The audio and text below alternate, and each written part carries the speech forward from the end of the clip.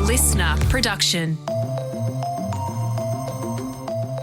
Hello, it's the weekend briefing where we step back from the headlines and spotlight someone shaping the conversation. I'm Antoinette Lattouf. So we've come a long way in how we talk about mental health. And given 1 in 5 Aussies live with mental illness, I guess it's not just important that we make progress in this area, it's also life-saving. Enter Mitch Wallis. So he was ticking all the boxes on the outside.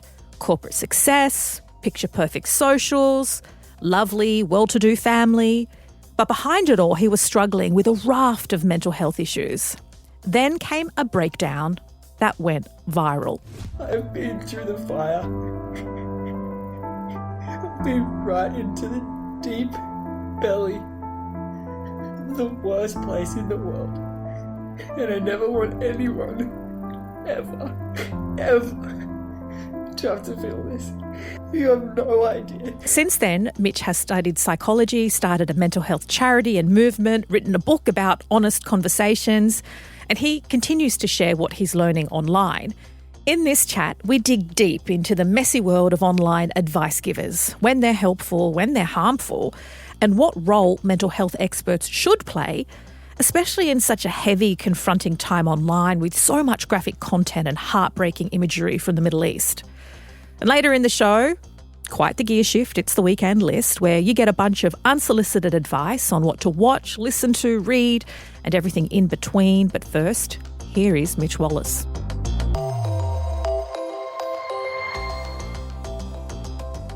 Mitch Wallis, welcome to the weekend briefing. Antoinette Lattouf, pleasure to be here. So I want to, I'm too happy for this first question, but I'm going to jump in straight away. Go. Your earliest memory of struggling with mental illness, because it was quite young and perhaps you recognise it now and didn't at the time. Yeah, my first memory is in my mother's car, and I talk about this in my keynotes. I usually open with it just to give people perspective very quickly that I truly do understand the depths of hell that a lot of people in the world are going through. I was in the passenger seat and I was touching the dashboard with my left hand in this particular pattern, blinking in matching pattern with it, saying the word God out loud on repeat for like a few minutes. And my mum kind of looked over at me, let me finish what I was doing and said, "What was that?" And I said, "I don't know. I just always feel like a bad person." And she said, "Okay, maybe we should go talk to someone about that." So a few days later, we went to the doctor, and I still vividly remember the moment that the doctor looked at me with this, like, I call it the dreaded left eyebrow raise, where this very concerned look, and said, "Mitch has very acute obsessive compulsive disorder and anxiety." How old were you? Probably around 7 or 8.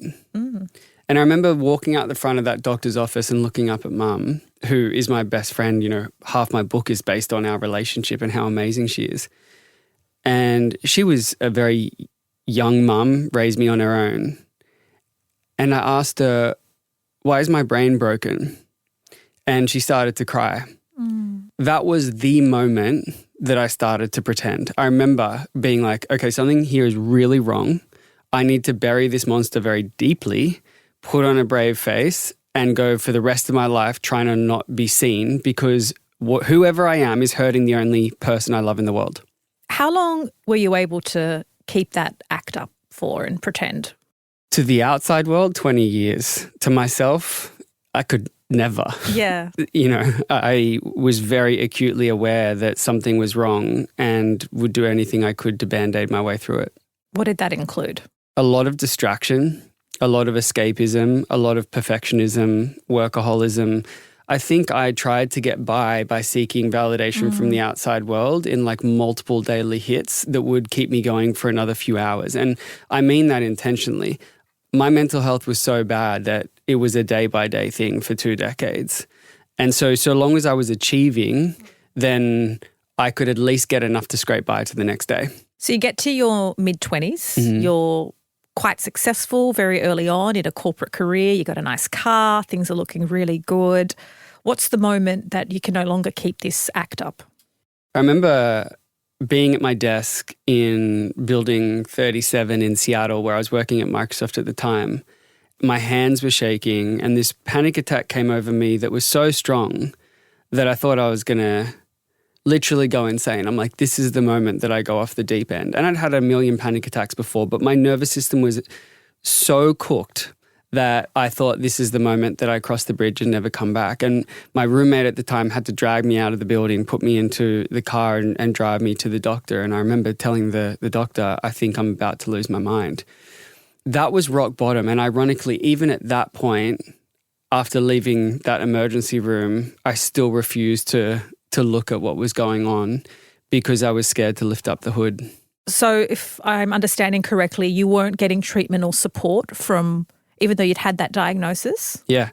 My mum tried to take me to psychologists for the next 10 years and I would just flat out refuse. And on the one time I think I acquiesced, I bailed on like the first session just because I felt that they were going to confirm all my deepest fears. I was hanging on by a thread. And so going toward the pain was the antithesis of what I wanted to do, which is super ironic considering what I do for a living now, which is my whole life is dedicated to 3 words, toward the pain. The answers that you seek are on the other side of what you avoid the most. But to answer your question, there was a rock bottom moment that even at rock bottom, I still wasn't broken enough to surrender. It took until the point I was on the edge of a jetty, considering taking my own life, and one conversation with my mum on the other end of the phone. And then somewhat of a miracle happening 24 hours later where I came across a YouTube video of a guy in his bedroom sharing his story and wearing his heart on his sleeve, that had it not been for the conversation with my mum and that miraculous YouTube video, I wouldn't be here today without a doubt. How old were you then? 26. And is that when you decided to shift from corporate life and start Heart on My Sleeve? I broke completely to a point where I realized, okay, enough is enough. I do need to get help and I do need to go within and figure out what's going on. And that was a combination of being in too much pain that there was no scraping by, and a conversation with my mum and a YouTube video that for some reason hit a certain part of my soul where I finally believed I can do this. And I think, love is the ultimate medicine. It keeps us afloat more than anything else, scientifically speaking. The psychology research is clear.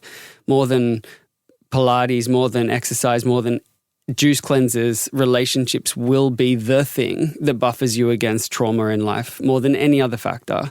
But only certain types of conversations have therapeutic benefit. Hence why, I wrote my book, Real Conversations, which is a 5-step framework to have conversations that actually hit and that actually push people in the right direction.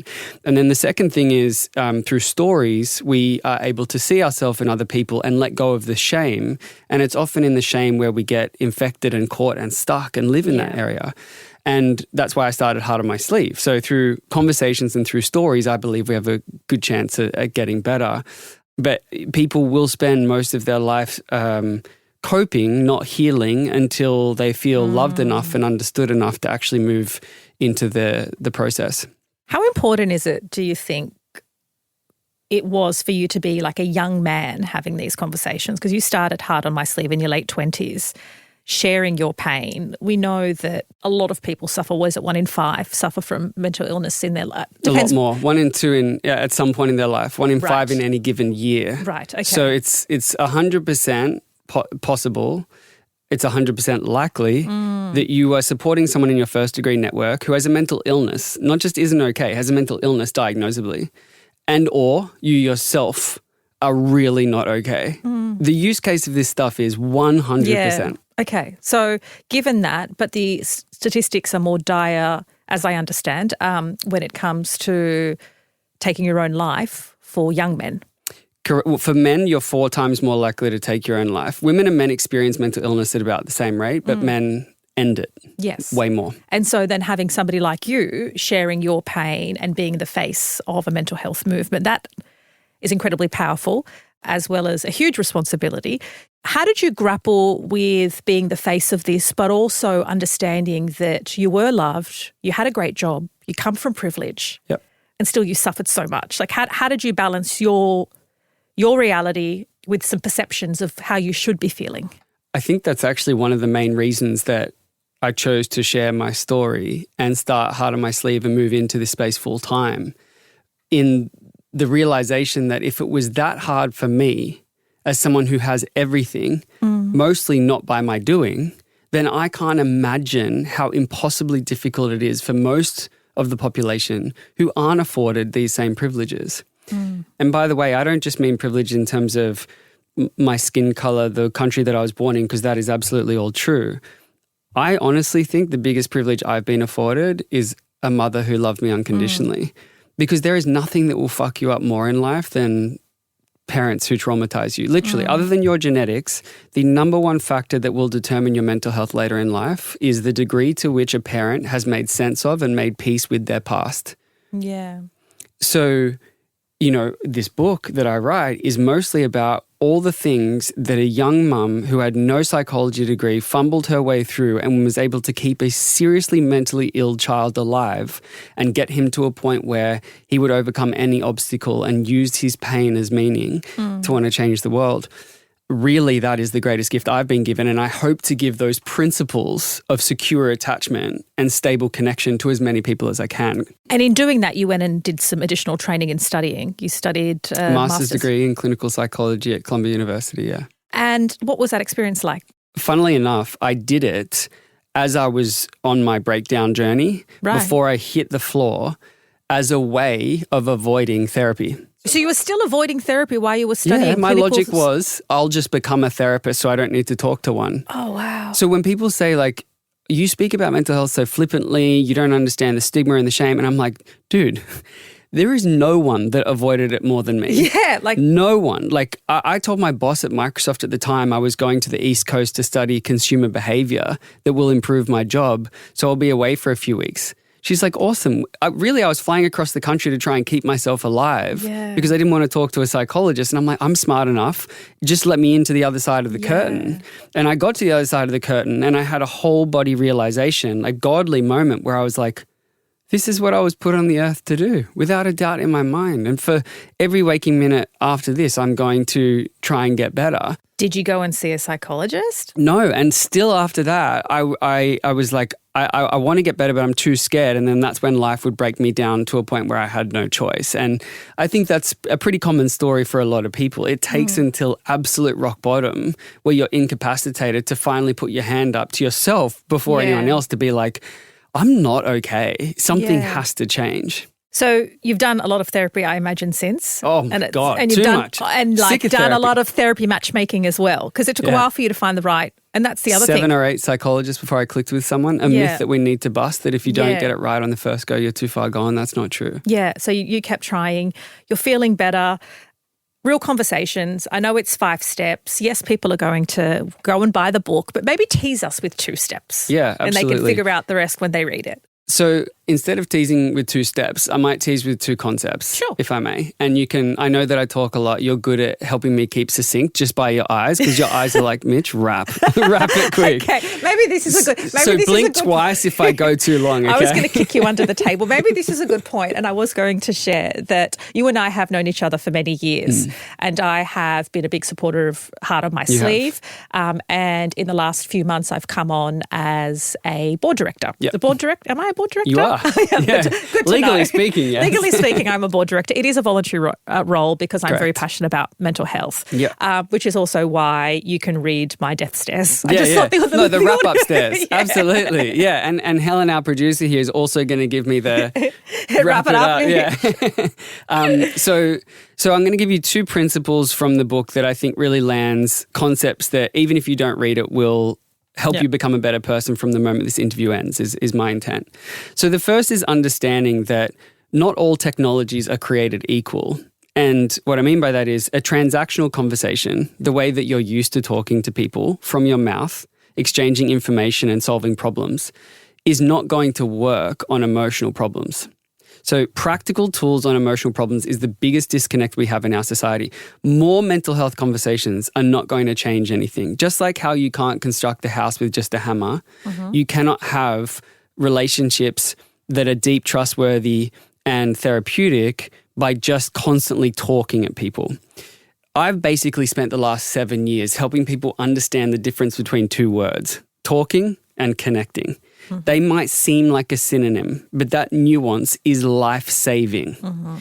Connecting, what I call a real conversation, different to a transactional one is where you drop from the mouth to the heart and you change your goal from how well can I fix this person to how well can I understand them. Because scientifically speaking, the part of a relationship that gets people better is actually care. Yeah. Said in a scientific way, it's what's called co-regulation. That is why two people can go through the same problem, one person feel better and another one not, even though the problem stays the same, because we change our relationship to it. And that is, in essence, what mental health is, the ability to respond well to life's challenges as opposed to create the perfect conditions. And scientifically speaking, again, the best way that someone can respond well to life is through being loved and cared about. Once they get co-regulation, the deep-seated belief in their nervous system that they're cared about, we then internalize that, basically download it into our system, and we're inspired to become more resilient moving forward at a cellular level. So the way that you give people that medicine is by helping them feel understood and by listening and by going, ironically, toward the pain. For example, if someone's experiencing grief, they've just lost their father to cancer, the number one most therapeutic question you can ask them is, what do you miss about your dad the most? Now, that takes a long time for people to start to believe, you know. They're like, but that's pressing on a sore spot. That's rubbing salt in the wound. Yeah, because usually you hear things like, oh, well, he was 79, he had a good life. And, you know, like I feel that the conversations people have is to try not to minimize the pain, but to try and alleviate it or shift it away. Exactly right. And so I believe that the greatest silver bullet we can offer society and workplaces for that matter is giving people the tools to actually sit in the pain with others. I mean, that's what therapy is. A therapist is primarily holding the pain with you so that you can learn to hold it on your own. One of the things I learned from your book, and I try and practice it with my sisters and with my friends, because I'm such a pragmatic person that keeps moving, I don't want to sit with it, is just to listen and to validate what they say without going, well, why don't you try this? And I've been doing a sauna and what's really helped is this and blah, blah, blah, blah. And have you started a journal? Yeah. It's really hard. Yeah. It's really hard to do it. Because it's our natural instinct. We've been rewarded and compensated and incentivized our whole life from school through to our job on how good of a problem solver we can be. Yeah. And because of a thing called mirror neurons in the brain, when you feel bad, without choice, I feel bad too. I take on your emotion. Yeah. That's how we relate to each other. So now I'm like, well, I don't want to feel bad, so get this away from me quickly. And the easiest path to do that is by giving you a solution that will make me feel better. Yes, it's true, right? And it's sometimes it's uncomfortable and it's tiring, and you finish the conversation to go, well, I'm just here to listen, and I just listen to what it is they're feeling. It's so hard to do, but I'm trying to get better at it. And I every time someone says I'm here just to listen, I really try and replace the word just. Oh, okay. Just minimizes it. It says that it's not something that's really powerful, but it is single-handedly the thing that will reverse suicidal ideation. I listen with intention. Okay. You know, I would never say that, though. I listen with intention. I'm here to listen. Yeah. Is that okay? Yeah. Well, I mean, I listen with intention makes me sound like a yoga instructor. Honestly, you could be. You're giving yoga instructor. You have the hair for it. It's flowy. But not in terms of like that does damage to people if you say the word just, but more in our own conversation here and for listeners of this podcast to not... I really want to call out to not take away from just how powerful listening is. It is a life-saving medicine because, as I said, people want to feel understood, not like a broken object in need of repair, which brings me to my second point. Oh, yes. The easiest way to start having more real conversations and rewire our natural biological instinct to be transactional all the time when it comes to emotions is not be one of our 5 characters of disconnection. So the first character is the magician, someone who waves a magic wand, wanting to take everyone's problem away instantly, which is kind of what you were referring to before.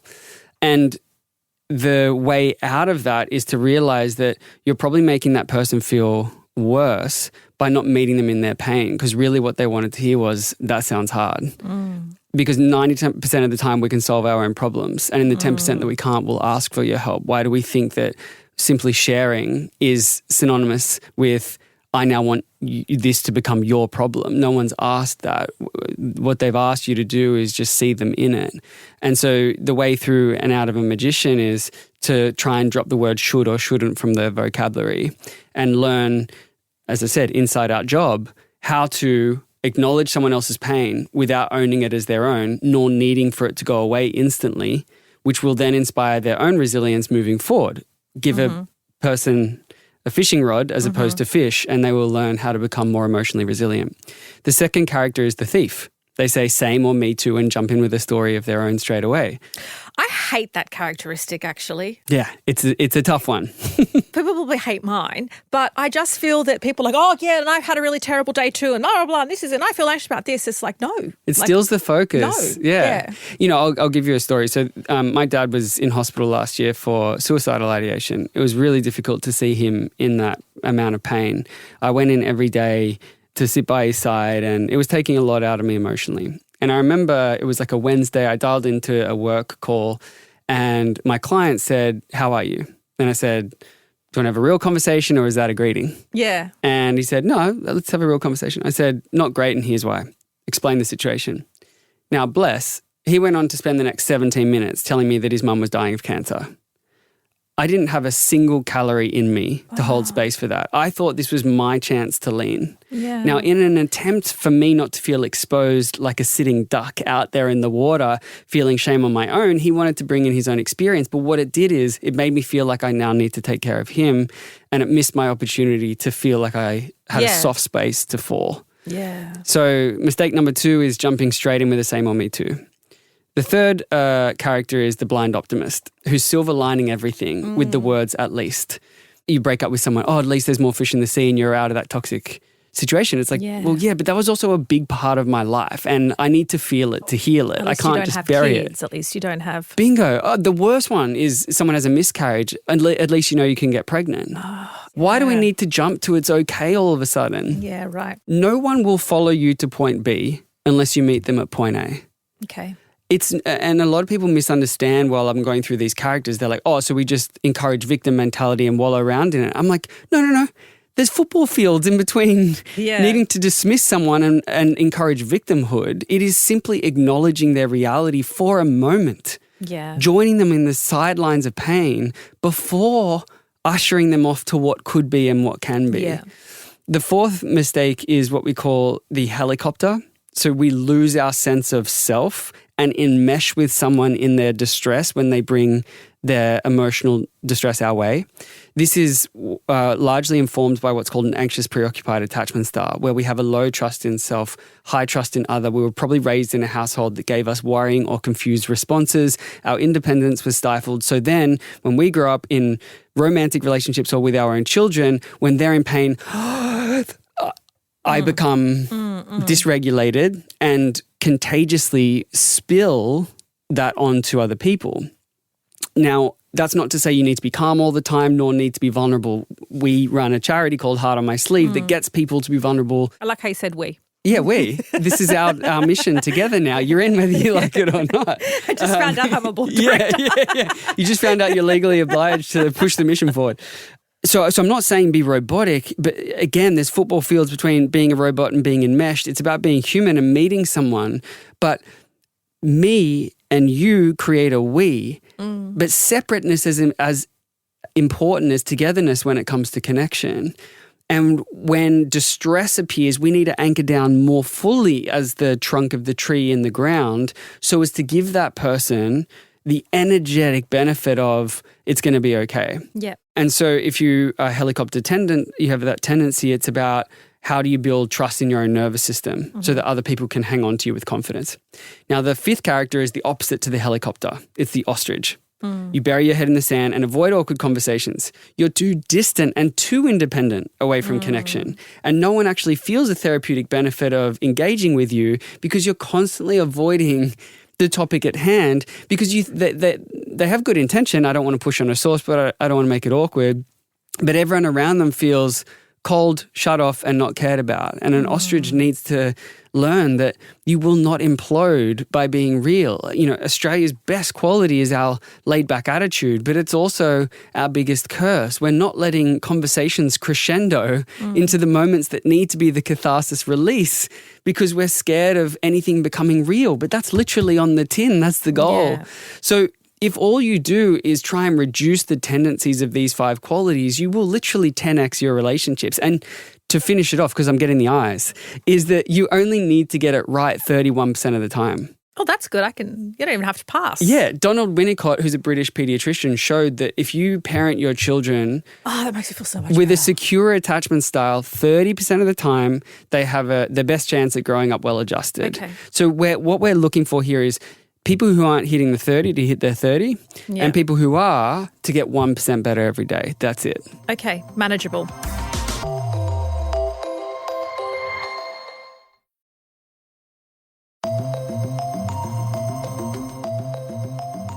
One of the things I've seen a lot of people grappling with, so we already have those incredibly high figures of mental ill health across the country. What I have noticed has been additionally traumatising and burdening people, or those who didn't previously have anxiety seem to be struggling with it now, is the impacts of social media and distressing imagery on social media. Yes. A lot of people are really struggling. They're struggling to look away, they're struggling to function, they're struggling with vicarious trauma. What I'm not seeing, though, online in the mental health and wellness space is all that much in terms of tips on how to, there is a live stream unfolding genocide on our phones. It's been happening for 20 months. Yep. So what's your advice in how to manage that? And what more do you think mental health practitioners, especially with online presence, can be doing? Great question. Super relevant. Very excited to dig in. So 3 things. The first thing is we know that media has an influence on our brain. Mm-hmm. They've done fMRI studies where they basically put devices on people's head and measure brain activity.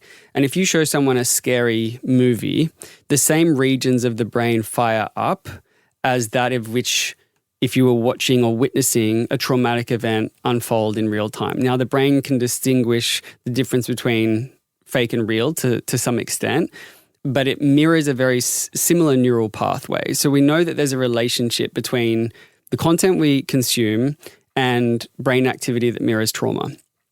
We also know that media has a big impact on people's mental health.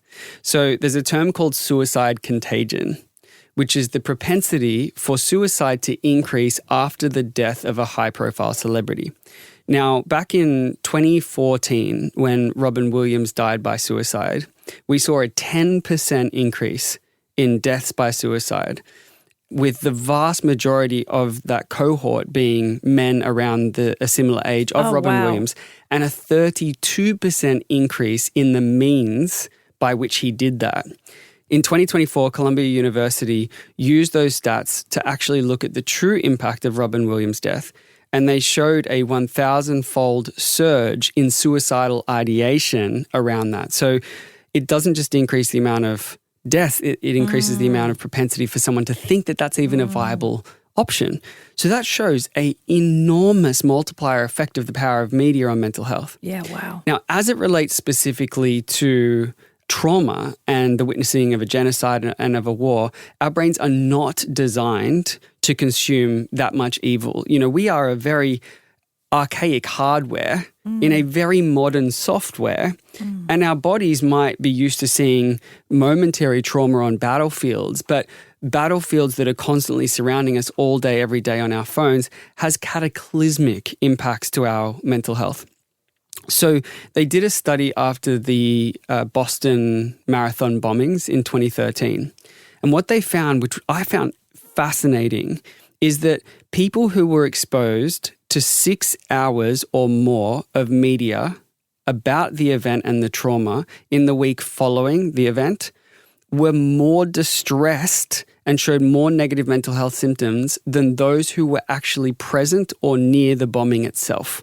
That's wild. So if you then put that on steroids to arguably the most impactful and horrific war that's ever been televised, if you consider screens a form of publication in social media, the ramifications of this to everyday people and specifically to journalists who sit in dark rooms editing this raw footage that we only see a snippet of on the outside world, we have no idea how badly this is going to affect us for the months, years and decades to come.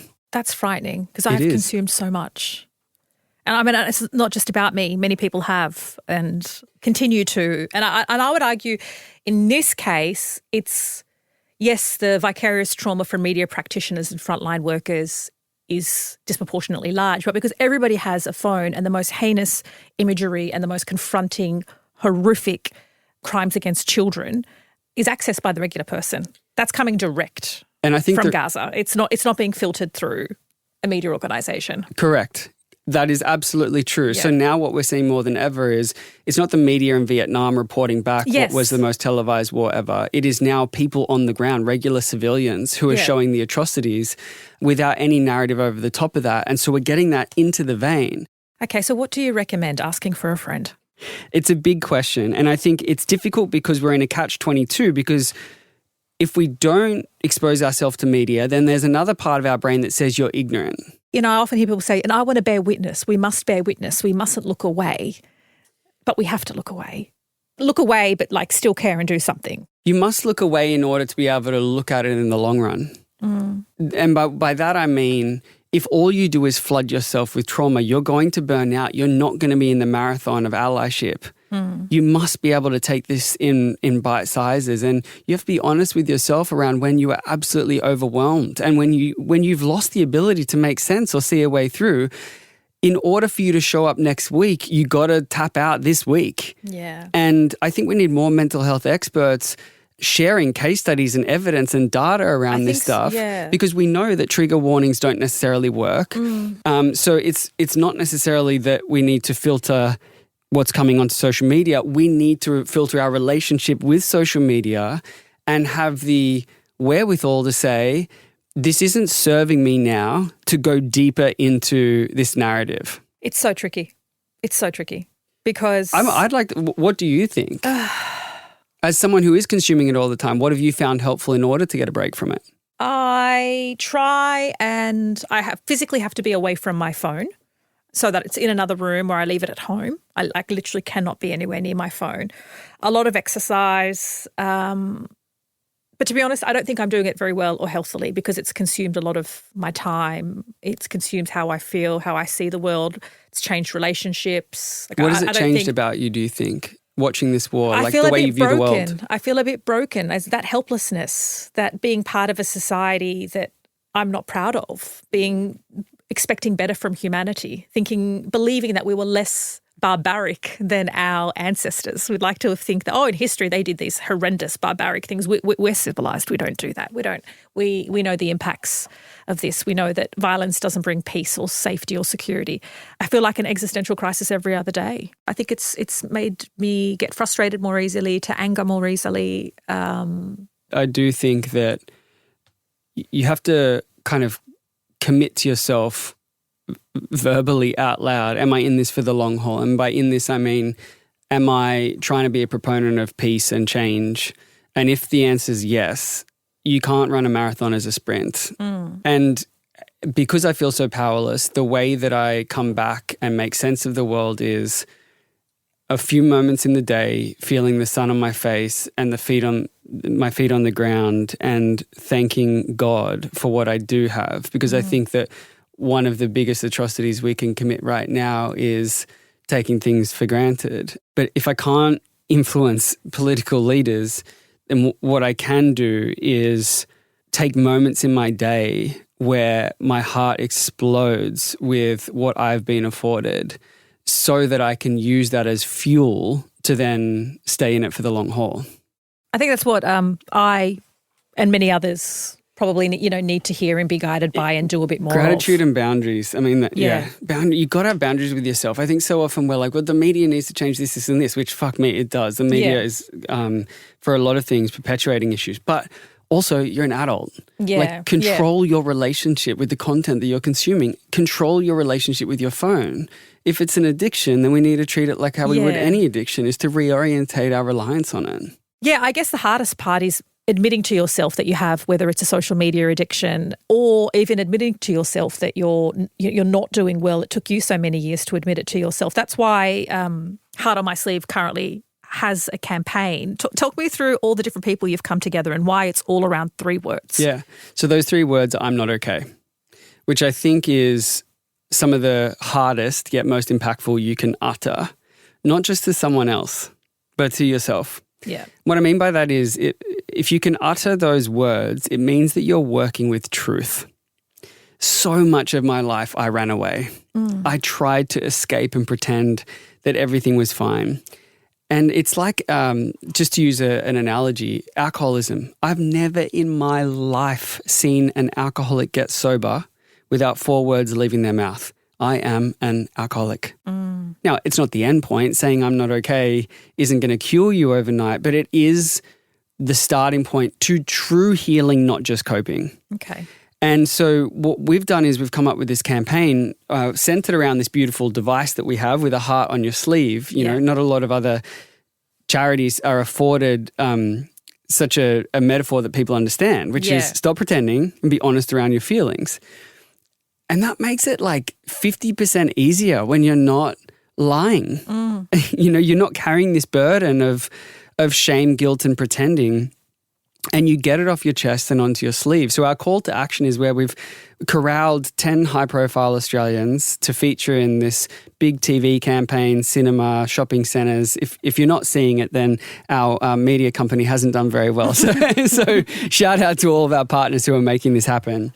But it's a national call to action that we have an Are You OK Day. And what Heart on My Sleeve's inviting Australians to do is to initiate an I'm Not OK movement. Right. This is the complementary extension to what this country's done really well. We've created a behaviour and normalised the check-in on other. What Heart on My Sleeve's trying to do is... then we kind of stop. We don't know what to do next. Correct. Yeah. Which is why I think we can meet in the middle with people putting their own hand up and admitting to self and other, hey, I need a chat, I need a word. And it is through connection that we find in those moments that will be more medicinal and therapeutic than anything we can do. And at very least, we know that we're not doing it alone. So really, if you want to get involved in this campaign, it's an all year round thing, but we're specifically focusing on August as a month to corral before we move into Are You OK the next month. Oh, right. Yeah.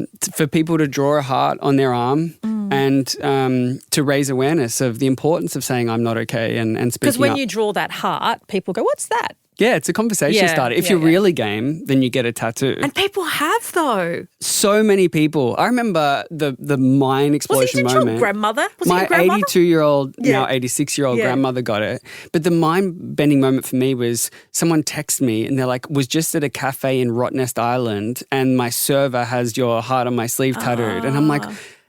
this is a thing. Yeah. Like this is truly, and I think one of the hardest parts around running this charity, but also one of the most beautiful things is it's non-traditional in the sense of we're not necessarily a service provider at the moment. We don't have a call line. We don't have it's about changing a belief system within a society, which is big and hard and takes time, and it's more of a social movement, which thank God I have people like you on board to do that because you know what it's like to shift perception at a real meaningful level, and that's what we're trying to do here. Well, I'm thrilled to be on board in more ways than one, and me too. So glad to have a real conversation with you. Yeah. Thanks, Antoinette. You're doing incredible things. You know I'm your biggest fan, and I appreciate you giving me space today.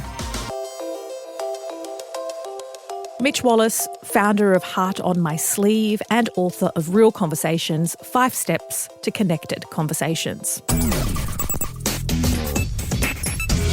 And now it's time for the weekend list where we bring you what to eat, do, watch, and anything in between. We are joined once again by Chris Spyrou. Hello. Chris, what is your first recommendation? First and foremost, I want to thank all the listeners who reached out. You guys have changed my mind from last weekend's list.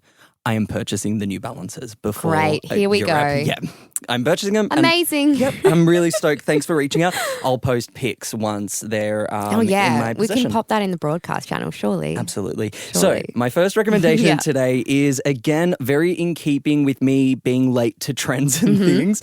I would like to recommend that our listeners drink matcha. Matcha, yes. However, not just basic matcha. I want you to go out and explore or make your own funky matcha. So hear me out. Funky matcha. So I tried matcha for the first time a few weeks ago. Not for me. Not for you. It's for you. It's for me. I know it's for you. I drink it every single day. You love it. I make it myself. But it's just very metallic and fishy. I just can't get that flavor out of my mouth. Yeah, it tastes like fish to me. But what I ordered on the last weekend was a funky matcha with maple syrup and coconut milk. Okay. Dude. So you're just ordering so a very sweet drink, though. The benefits of the matcha are out of there now. Okay, but I'm not. Who's drinking matcha for the benefits? Me. Oh. Matcha is actually like a green tea pretty much, right? Yeah. So matcha is a slow release caffeine. It doesn't give you the hype and crash that coffee does. It gives you a slow build or slow release of caffeine, and it's better to have in the mornings. And then if you need a pickup, maybe go for the coffee then. And it's actually really good for you. Oh, I understand. So the maple syrup and coconut milk probably not it cancels it out. I mean, look, a little bit of maple syrup, a little bit of sugar in there. It's fine. Dude, it tasted like birthday cake. Yeah, look. It was amazing. It was full of It was amazing. And so I highly recommend it. All right. So go out there and try a funky matcha. I know strawberry matchas are huge at the moment. You can get different flavor matchas, but I think strawberry are the big ones. But basic, a good matcha. With a dollop of maple syrup. Anyway, that's my recommendation. Probably more than $1 for you. All right. Well, my first recommendation is Trainwreck, the series on Netflix. Now, Trainwreck, it features a lot of different doco series within it. So one of them is kind of going viral right now. It's called Trainwreck. It's called Poop Cruise. So this one is just one straight doco. It's about nearly an hour long, and you might not remember, or you might. In 2013, a fire erupted on this massive cruise holding 4,000 passengers. And it was meant to be a 4-day cruise. Oh God, it all went to shit. Yeah. And pretty much it left 4,000 passengers and crew, stranded on this cruise ship without power and without plumbing. So it's pretty insane. It's pretty wild. It's well done. I mean, for parts of it, I thought, because I love docos, could have been a bit more, like a bit faster or included a little bit more detail. Or towards the end, I wanted a bit more of a reflection. But it's pretty it's ridiculous. It's wild, ridiculous, and I mean, it really puts you off cruises, that's for sure. Well, what are some of the other docos a part of this thing? Yeah. Like, other than the poop cruise? So the other one I'd recommend is their series that they've got on Woodstock 99, when they tried to bring it back and they tried to have it all about, the OG Woodstock that was like peace and loving. And they did this kind of revamp of Woodstock, and everyone was so keen.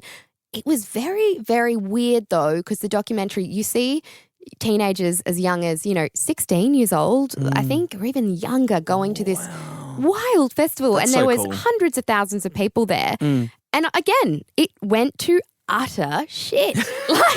It's like Fire Festival, but Woodstock. So is this the common theme throughout the whole Trainwreck? Like, these are things that just never go to plan. It goes back into things that were complete train wrecks or complete disaster. Yeah. And it takes you through, it sits down and interviews with people who are at these events or in the festival or on the cruise ship. And it's just really fascinating and a bit of escapism. But again, it's real life. I love a bit of how the heck is this stuff going on? Can't recommend this series enough. Trainwreck on Netflix. There's a bunch of different stories on there, but those are the two that I kind of pulled out. Yeah, I can get around that. Adding that, I just added it to my watch list. Oh, great. My second recommendation is in keeping with the world of documentary. Yeah. But it's actually an audio documentary, and it's produced by our good friend Joey Watson. Oh, yes. So he is a listener investigative journalist, and he's worked on the latest season of Secrets We Keep, and it's called Lone Actor. Yeah. And it actually touches on the Christchurch massacre or the Christchurch terrorist event back in New Zealand back in 2019. It was actually carried out, and this is what I hadn't remembered until I interviewed Joey and listened to the series for the podcast. It was actually carried out by an Australian man. This is someone that grew up in Australia. New South Wales, in Australia. And all along the narrative has been that he acted alone, that he was a lone wolf, that he was a lone terrorist. But what Joey's uncovered by kind of retracing his steps, like he went to Europe and followed all the different paths that this man took, that the terrorist took, and went to and traveled the countries and communicated and chatted with the people that he chatted with, and that effectively radicalized him along the journey, or helped him on his journey. And he's pieced together all the missing bits that media hasn't covered, that there's been a Royal Commission into this. This is detail that isn't in the Royal Commission. It is just, I know he's our friend, but it's just such a well-produced series, and it's so immersive, and it takes you back to those moments. I remember the coverage at the time. I remember everyone talking about it at the time. Ardern. Jacinda Ardern, the New Zealand Prime Minister, and It's so good. It is a heavy listen. I'm not gonna sugarcoat it. Like, you got to really be in the right headspace to listen to it. So, like, if you're having a shit week, don't listen to it. Maybe watch Trainwreck. Yeah, watch Trainwreck to make yourself feel a bit better. Yeah. But it's just, it's a real good insight into everything that unfolded, and just the best part about it is how journalists can pick up the pieces left behind by authorities, 100%. which is brilliant. Joey is a great journalist. He's won a Young Walkley Award before. He seriously, I think the most, for me, watching him put together this series with the whole team, the whole factual investigative team, is that, as you said, he followed the footsteps of what this terrorist did. Yeah. Like, he actually went to the places, like, overseas. Yeah, like talks to this war criminal, talks to like neo-Nazis. It's just wild. Insane. Yeah, I definitely back you on that one. I recommend that as well. That's a great listen. My complete pivot. Changing pace now. Changing pace. My next recommendation is Jurassic World Rebirth. I know. Good pivot. Really Great good pivot. So, Can I just say something before you go into the spiel? Mm-hmm. I don't know anything about the Jurassic World parks. I don't know what came first. I know that there was one with something too? Jeff Goldblum. I don't either. I didn't know going into this. Perfect. But recommend it. I'm going to tell you guys, you don't need to know. You don't need to know anything. Perfect. So literally Rebirth. I feel like that's what it's called. Yeah. You don't need to know a thing going into this. Okay. Great if you do, but it was just a bit of escapism. It's fun. Yeah. It's about dinosaurs. I mean, come on. Yeah. It had Scarlett Johansson, Jonathan Bailey, though. I love him. Like, where's he? obsessed. Is Bridgerton? Wicked? Oh, and Wicked. And Wicked, right? Yeah, but Okay. he kind of popped off in Bridgerton. If you know. I've never seen it. Oh, it's really Yeah, good. sorry. But look, the script won't blow you away. Shock. But, one line in it, actually, I was kind of like, come on, guys. I'm not going to spoil it. But I was like, really? You had to say that? Show us, don't tell us. That's what I was thinking. Okay. But, hey, the budget that's gone into this film, the special effects, some of them are better than others, but I still think it's super enjoyable. I think you could take kids to it. Okay. Some of the dinosaurs were a bit scary, maybe for kids, but maybe that's just me. No, that's probably just you. Okay. But it's like in the movies now. I think it's a great one to watch in the cinema. And again, if you want to go to a little boutique cinema, save some dollars, get those $10 cheap Tuesdays and stuff like that. But I definitely recommend going to the cinema and watching this one because it was just, the sound was great. The dinosaur roars were coming from behind you. And I was like, ooh. So spooky. Yeah, spooky. But yeah, that's my kind of fun, basic recommendation this week. Can I ask you though, like, what is the synopsis of this film? Because I always got it confused with Jumanji because I feel like the characters wear the same clothes and it's the same vibe. premise. Like they're in the jungle, Same bro. vibe, but this is actually about they have to retrieve live dinosaur blood to then make to kind of help cure. I think it was heart disease to give to, but it was billions and billions of dollars that were on the line, and you kind of that's the storyline through. They have to collect this to help people, to save people, but to make money. So greed comes into the picture. It's really, really interesting on that end. But it is flying dinosaurs and stuff like that. That's perfect. It's great. A little bit of everything for everyone. Yeah. Yeah. These are great recommendations this week, honestly. Yeah. Better than last week. Fully. If someone doesn't walk out today with like actioning what we've recommended, I'll be highly disappointed. We have given some very tangible steps to you, briefers, today. Do not let us down. Yes. But honestly, thank you so much, Chris, for joining us on the Weekend List. Love being here. But that's it for this week, everyone. Thanks for being with us, and I hope you really enjoyed this interview with Antoinette and Mitch. And if you did, you can share it around. It is one of the easiest ways you can support us here at The Briefing. And you can also find us on Instagram at The Briefing Podcast. I'm Helen Smith. I'll catch you next time.